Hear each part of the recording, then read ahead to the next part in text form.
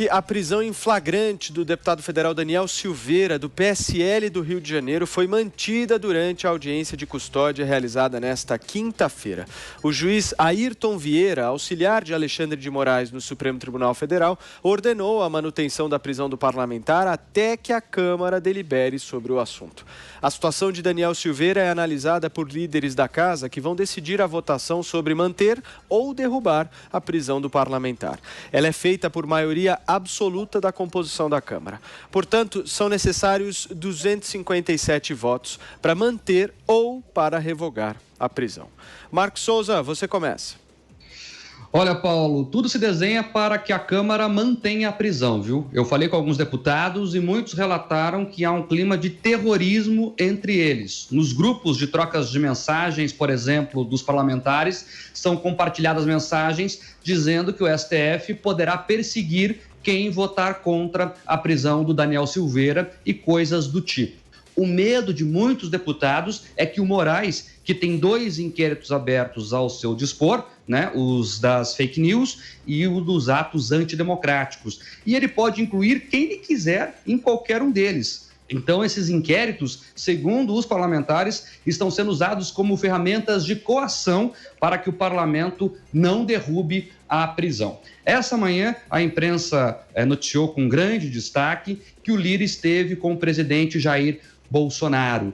E o destaque foi que o presidente da Câmara está muito preocupado que essa polêmica toda atrase a análise de temas econômicos em discussão na casa, né? O que é uma verdade. A Câmara vinha em uma levada muito boa de avanços, né? Votou recentemente a autonomia do Banco Central, estava pautando a retomada das reformas, agora parou tudo para resolver esse problema.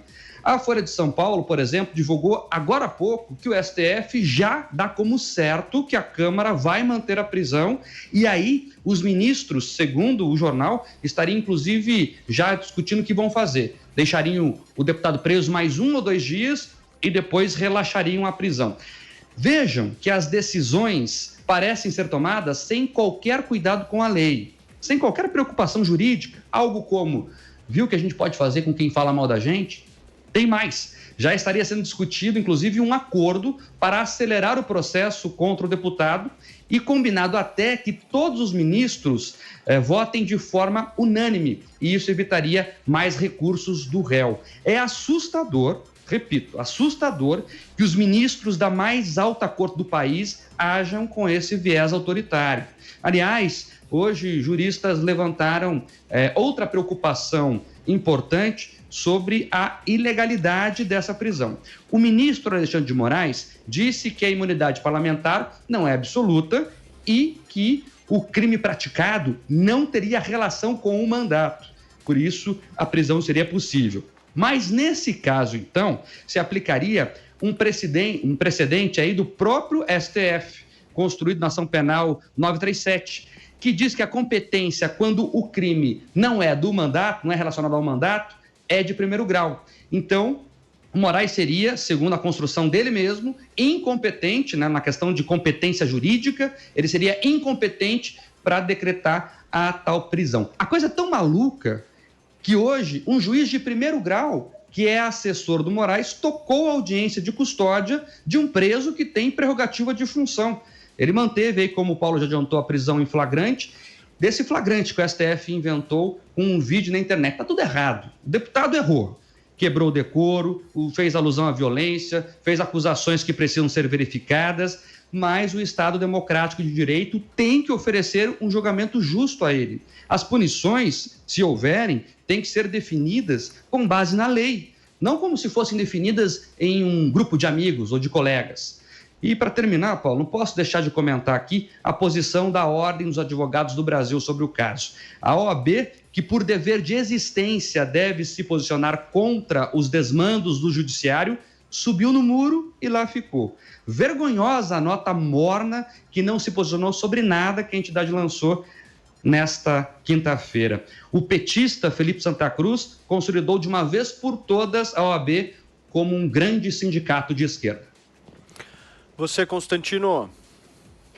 Vamos lá, Paulo. A situação da Câmara dos Deputados e do seu presidente, Arthur Lira, é uma situação delicada, não resta dúvida, né? O certo seria, na minha opinião, sem sombra de dúvidas, eu diria, revogar a prisão, considerá-la como ilegal, né, como irregular, porque de fato foi.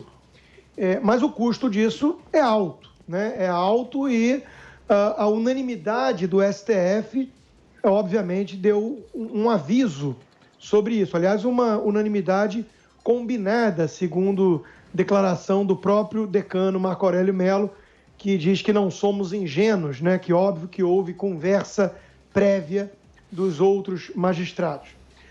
Do ponto de vista individual, né, a ação do deputado Daniel Silveira pode até fazer algum sentido político, né, assumindo que existe um tipo de cálculo, não acredito nem que exista, mas ele se tornou nacionalmente conhecido, tem um capital político agora, óbvio, né, perante uma base razoável de apoio, ele é um preso político nesse momento, né, por um arbítrio de um Estado policialesco comandado pelo nosso próprio Supremo, mas não me parece um grande jogo de 4D, né, de xadrez 4D, até porque o maior prejudicado com isso é talvez o próprio governo, né? O clima vinha de pacificação, né, com a nova eleição aí da Câmara e do Senado, alinhada, ou mais alinhada, pelo menos, com o próprio presidente, que apoiou os candidatos vencedores. Temos umas reformas pendentes, o próprio ministro Paulo Guedes vinha depositando muita importância nisso, né? Em especial o Pacto Fiscal e a PEC de guerra. Estamos já em final quase de fevereiro, sem orçamento no ano, né? E o deputado pode ter agido ali realmente mais com o fígado do que com a cabeça, né? E isso está prejudicando o governo. Agora, não importa, né? Não é por isso que a Câmara vai tomar as decisões erradas e com medo também do próprio Supremo, né? É muito preocupante, na minha opinião, o que está acontecendo com o nosso país. O Supremo Tribunal Federal rompeu a porteira e agora passa a boiada que o Alexandre de Moraes quiser, né, com esse inquérito de fim de mundo, que é ilegal na sua origem. E veja, enquanto isso, né, o escritório de advocacia da sua esposa e familiares e ex-companheiros tucanos, né, o Barce de Moraes Sociedade de Advogados, consta com 18 processos tramitando no próprio STF. Todo mundo sabe que uma das especialidades do escritório, isso está no próprio site, né, é atuar em casos que vão parar no Supremo Tribunal Federal. Isso é, obviamente, um conflito de interesses, né? Agora, só de relatar esse fato aqui, eu confesso ao ouvinte aí da Jovem Pan, né, ao telespectador, que eu tenho algum receio, né? Isso é algo que hoje em dia exige algum grau já de cálculo, de coragem, até mesmo se fosse o caso. Enquanto isso, eu não tenho a menor dúvida que eu posso ir para a praça pública xingar o presidente da República do que eu quiser, né? Ou posso pegar uma réplica da sua cabeça e bater uma pelada com os amigos que nada vai acontecer, ou mesmo usar os veículos de comunicação para desejar sua morte, que também nada vai acontecer. Eu acho que isso já prova, e esse é meu ponto final aqui, né? Quem que realmente manda nesse país e quem de fato representa uma ameaça à democracia e às nossas liberdades. Sua vez, Diogo. Bom, Paulo, ontem eu avaliei aqui que a Câmara dos Deputados provavelmente derrubaria a prisão do Daniel Silveira, que era o que parecia correto de se fazer, dada a maneira como ele foi preso e dado o fato de que os deputados provavelmente não iam querer se mostrar reféns do STF. Mas o que tem acontecido de ontem para hoje é um pouco diferente, né? Os sinais que têm aparecido são diferentes. O fato dos ministros do STF terem votado por unanimidade por manter a prisão do deputado e também a preocupação do Arthur Lira, que é o presidente da Câmara, de que a discussão sobre o destino de Silveira atrapalhe, né, e atrase a discussão de temas econômicos urgentes, estão indicando para esse desfecho diferente, que é o desfecho da possibilidade de que a Câmara mantenha a decisão do Supremo de manter Silveira preso. E quando a gente fala dos temas econômicos urgentes, vale lembrar que a notícia mais recente de hoje, né, é que foi acertado ali entre os líderes do Congresso e o governo uma extensão do auxílio emergencial, ainda não com valor definido, mas já com um arranjo para se aprovar, né, uma combinação ali de duas PECs, duas propostas de emenda à Constituição, para um acerto, para um ajuste fiscal, para que seja possível fazer, então, esse auxílio emergencial. Então, feito esse parênteses, voltando à questão do Silveira, o objetivo da Câmara, né, aparentemente, é não criar, então, um desgaste com o STF e não atrasar essas discussões sobre esses temas. E, com isso, abre-se a possibilidade da Justiça relaxar, né, o STF relaxar a prisão de Silveira depois do final de semana. Como falou o Mark, eu acredito que foi o Mark que disse, que há essa intenção de manter aí alguns dias, o deputado alguns dias preso e depois relaxar a prisão com medidas cautelares. Ele teria que usar tornozeleira eletrônica, ficaria proibido de usar as redes sociais e não poderia se aproximar da sede do STF. Essas são as possibilidades. E a gente precisa lembrar também que quando se fala em temor, né, do STF em relação, quer dizer, por parte da Câmara em relação ao STF, é preciso lembrar que o Arthur Lira é réu por corrupção em 2 ações no STF. Então ele não tem muito incentivo para comprar briga com a corte, assim como outros deputados também não têm. E é interessante nesse arranjo, se ele se concretizar, que o Lira se encontrou com o presidente Bolsonaro hoje, como foi noticiado, e apresentou a possibilidade de entregar, então, a cabeça de Silveira numa bandeja para o STF. Silveira, pelo visto, encontrou um péssimo momento para fazer um vídeo provando lealdade ao ideário de Bolsonaro, né? Lembrando que o bolsonarismo tem no cerne da sua estratégia de longo prazo a corrosão da confiança da população nas instituições democráticas. E o momento político agora é outro, né? Apesar do passado aí, de rusgas que existiram entre o presidente Bolsonaro e o Legislativo e o Judiciário, o momento agora é outro. Bolsonaro tem feito um recuo tático em seus atritos com os outros 2 poderes da República. Então, mais recentemente, ele conseguiu o apoio de boa parte do Congresso, né? Com emendas e tudo mais, e tem evitado confrontar o Supremo. Então não é à toa que Bolsonaro ainda não falou nada em defesa de Daniel Silveira. Só quem fez isso de maneira um pouco mais clara na família foi o deputado federal Eduardo Bolsonaro no Twitter. Segundo uma notícia que saiu hoje no Antagonista, nessa reunião entre o Lira e o Bolsonaro, estava presente também o senador Flávio Bolsonaro, que teria se oferecido para garantir que Daniel Silveira entrará na linha caso a Câmara resolva votar para que ele seja solto. Então, o Flávio Bolsonaro se comprometeu a manter Daniel Silveira, digamos, mais manso e mais quieto, né? Não certamente com essas palavras. Então, isso ajudaria os ministros do STF a engolir uma possível decisão da Câmara por soltá-lo. Então, a gente vê que tem um arranjo mesmo, né? Há um arranjo aí de algo que seja aceitável para o STF e que permita à Câmara, enfim, manter as boas relações ali com o Judiciário. Não estou fazendo aqui nenhum julgamento de valor, estou narrando coisas que está sendo noticiado e, de fato, são estranhas, né?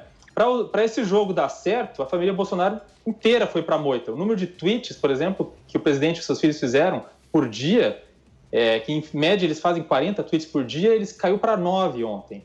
Isso mesmo tendo à disposição um ótimo argumento para criticar duramente o STF, né, por causa da justificativa que foi usada para a prisão do deputado, a prisão em flagrante, que muitos juristas consideram ilegal, acredito que a maioria considera ilegal, e mesmo com as redes sociais sendo inundadas por apoiadores pedindo ao presidente para ele se manifestar em favor do deputado.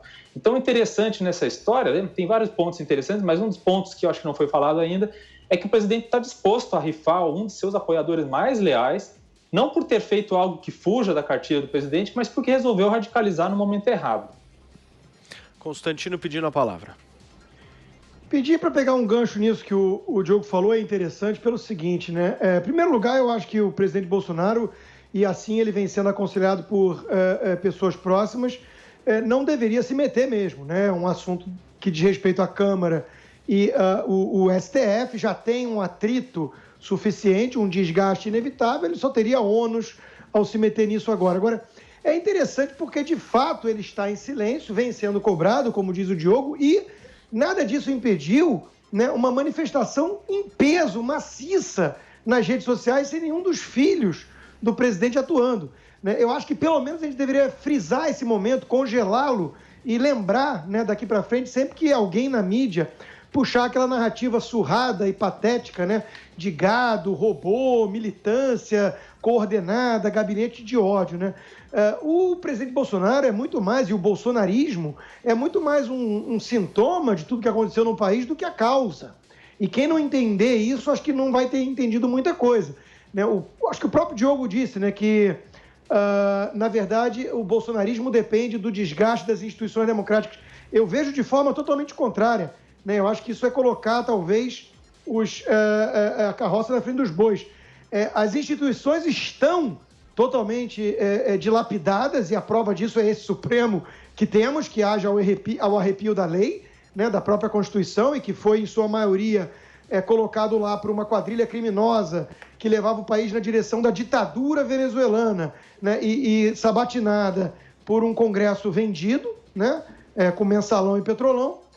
E a população não tem confiança nas instituições. O bolsonarismo é uma consequência disso, é um efeito disso, né? Então, eu acho que é muito simplista atribuir essa coisa toda a uma grande estratégia do Bolsonaro, do mito, né? O povo brasileiro tem independência para julgar, e esses movimentos são movimentos orgânicos, né? Quem não entender isso, eu acho que não entendeu direito o fenômeno. Diogo, em seguida o Mark. Vai lá, Diogo. Não, eu só queria reforçar, né, porque eu vejo mesmo uma diferença de postura aí do presidente Jair Bolsonaro, e acredito que é um sinal mesmo de recuo tático, porque em outra ocasião ele já defendeu, enfim, seus apoiadores ali em relação ao STF. Naquele episódio que acabou na demissão do ex-juiz Sérgio Moro, ex-ministro Sérgio Moro, a gente vale lembrar que uma das questões ali que se colocou e que apareceram naquelas mensagens era de que justamente a investigação pelo STF de parlamentares bolsonaristas, inclusive, né, estava no grupo dos que passaram a ser investigados, o próprio Daniel Silveira. E na ocasião o presidente mandou aquela mensagem para o então ministro Sérgio Moro dizendo: mais um motivo para fazer a mudança, né? Então, isso se referindo à direção da Polícia Federal. Não, mas só para fazer essa ressalva, né? De fato, o presidente já esteve mais disposto no passado a defender os seus apoiadores, os parlamentares mais fiéis, e agora o momento é outro. Vai lá, Mark. Não, só pegar carona nos colegas também e reforçar isso que o Constantino falou, com outros elementos, inclusive. Veja que o bolsonarismo, ele consegue se manter, digamos assim, sem a figura do Bolsonaro. Até porque, dentro do bolsonarismo mais fanático, digamos assim, há críticas já ao presidente. Há setores, por exemplo, de apoiadores dele que estão cobrando uma posição mais clara do presidente. Já falam, inclusive, que seria o terceiro apoiador mais fiel abandonado, a exemplo do Oswaldo Eustáquio, a exemplo da Jara, da Sara, Winter, né, que também teria sido a abandonada, e também agora o deputado Daniel Silveira. Então, eu acho que esse fenômeno mostra que o movimento conservador ele vai andar com ou sem Bolsonaro.